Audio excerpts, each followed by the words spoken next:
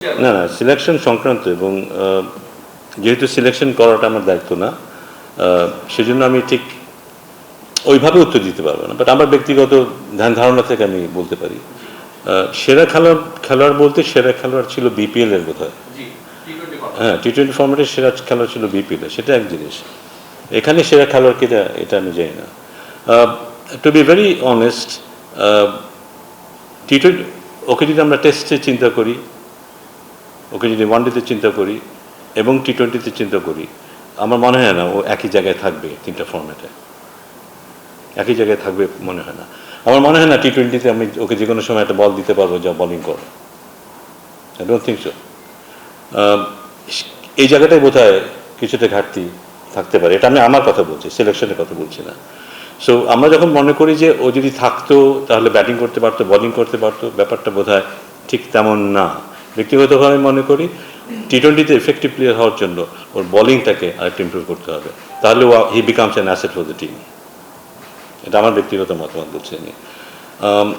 ও আমার খুবই ফেভারিট একজন ক্রিকেটার, আমি ওকে চিনি 10-12 বছর ধরে, মাঠের বাইরে চিনি আমি। এবং আমার ধারণা যে ওর মধ্যে যেই জেদ আছে বা ইয়ে আছে, আমরা হয়তো ভবিষ্যতে ওকে দেখবো, টি-20 ফর্মেটে দেখবো, এবং আমাদের ওরকম একটা খেলোয়াড় দরকার। ওর ব্যাটিং নিয়ে আমি খুব বেশি চিন্তিত না, কিন্তু ওর বোলিংটার দরকার। ওর বোলিংটা একটু বেটার হলে বোধহয় ও বাংলাদেশ দলের জন্য একটা বড় অ্যাসেট হতে পারবে। আরেকটা ব্যাপার সেটা হচ্ছে যে বাংলাদেশ দল খুব শর্ট টাইমের মধ্যে দুটা অনেকটা বলবো যে এমব্রেসিং ডিফিটের শিকার হয়েছে, একটা জিম্বাবুয়ের সাথে আর একটা হচ্ছে ইউএইর সাথে। আপনি বাংলাদেশ ক্রিকেট বোর্ডে অনেস্টলি কাজ করছেন এবং গত 9-10 মাসে আপনি আপনার ডিপার্টমেন্ট নিয়ে কাজ করার সুযোগ পেয়েছেন খুব কম সময়, কারণ আপনি ডিপার্টমেন্ট পেয়েছেন জানুয়ারি মাসে 25 তারিখে। আপনি কি মনে করেন যে এই ডিপার্টমেন্টের দায়িত্বটা যদি আরো আগে আপনি পেতেন বা ডিস্ট্রিবিউশনটা আরো আগে হতো, এমব্রেসমেন্টটা আর একটু কম হওয়ার সুযোগ ছিল?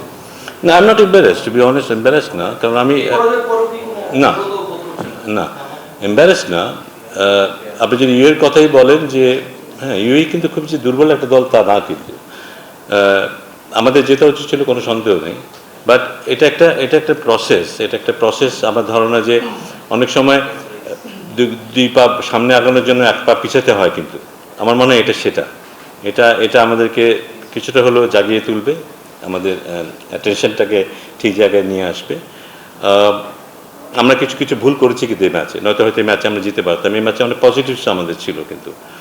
বাট টু বি অনেস্ট, যে আমার ধারণা যে আমরা সামনে গ্র্যাজুয়ালি আরও ভালো করতে পারবো। আমার মনে হয় এই ইউএই সিরিজে আমরা একটা বড় জিনিস দেখেছি, সেটা হচ্ছে যে আমাদের যে খেলোয়াড়টা প্রথম ম্যাচে সেঞ্চুরি করলো, সেই খেলোয়াড়টাকে বসিয়ে দিয়ে আরেকজনকে সুযোগ দেওয়ার সাহস দেখাতে পেরেছে টিম ম্যানেজমেন্ট। এটাকে আমি খুব বড় করে দেখতে চাই। অনেকের মনে হতে পারে যে কেন সেঞ্চুরি যে করলো তাকে কেন আমরা বসিয়ে রাখলাম, তাকে তো খেলালেই তো আমরা তো জিতে যেতে পারতাম। আমার মনে হয় একটা বড় দল গঠন করতে গেলে একটা ভালো রিজার্ভ যদি আমরা তৈরি করতে চাই, এবং আমরা যদি ভবিষ্যতের কথা চিন্তা করি 6 মাস পর 9 মাস পরে আমাদের কী অবস্থা দাঁড়াবে, তাহলে বোধহয় this is a good decision. এবং এইভাবে হয়তো আমরা হয়তো দেখবো যে ইউএতেই হয়তো 11 জনের জায়গায় 14 জন হয়তো বোধহয় এই পর্যন্ত অলরেডি খেলে ফেলেছে। So this are good signs. But এটা যেটা হবে যে মাঝে মাঝে হয়তো আমাদের ব্যর্থতাটাও মুখোমুখি হতে হবে, যেটা হয়তো না হলেই ভালো।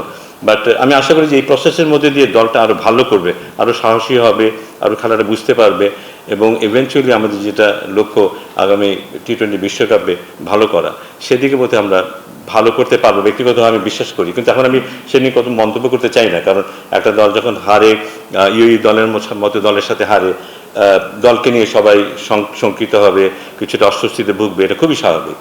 তো সেটাকে আমি মনে করি না সেটা খুব আনফেয়ার। কেউ যদি মনে করে যে মানুষদের ভালো খেলছে না, এদের ভবিষ্যৎ নিয়ে চিন্তিত কেউ যদি হয়, সেটাকে আমি কখনোই আমূলক বলবো না।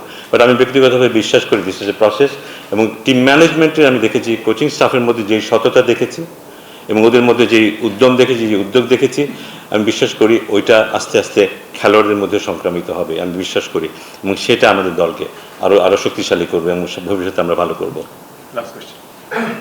স্যার, আপনি যেমনটা বললেন মাঝে মধ্যে ব্যর্থতা যদি দেখতে হয় তখন সমালোচনা বরণ করতে হবে, বাট আপনি দলকে ডিফেন্ড করেন, আপনার কি মনে হয় না বোর্ডের বাদ বাকি ডিরেক্টরদের দলকে ডিফেন্ড করা উচিত, বা তারা কি করবে কিনা? কারণ পূর্বে দেখেছি এক এক ডিরেক্টর এক রকম কথা বলেন, ডিরেক্টররাও সমালোচনা করেন, বা ডিরেক্টরদের কি আপনি যেমন ডিফেন্ড করলেন ওরকম করা উচিত কিনা?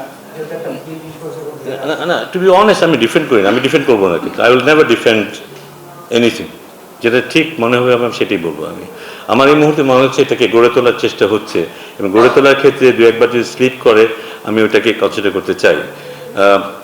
আর যার যার ব্যক্তিগত মতামত থাকবে, দিতেই পারে, কারণ বোর্ডের যারা ডিরেক্টর থাকবেন তারা চাইবেন বোর্ডের দল ভালো করুক, সবসময় ভালো করুক, সবসময় জিতুক। যাদের সাথে জেতার কথা, সাথে সাথে হারলে তাদের খারাপ লাগবে, তারা যদি রিয়াকশন দেখান, সেই দায় কিন্তু আমাদের নিতে হবে। আমি being the chairman of cricket operations, সেই দায়টা আমাকে নিতেই হবে। আপনি যদি বলেন কী খেলছে দল, আমি কিছু বলতে পারবো না, কিন্তু আমার চুপ থাকতেই হবে। আমাকে অপেক্ষা করতে হবে সেই দিনের জন্য, যেদিন দল ভালো খেলবে সেদিন এসে হয়তো আপনাদেরকে বলতে পারবো না এই কারণেই আজকে দল ভালো খেলছে।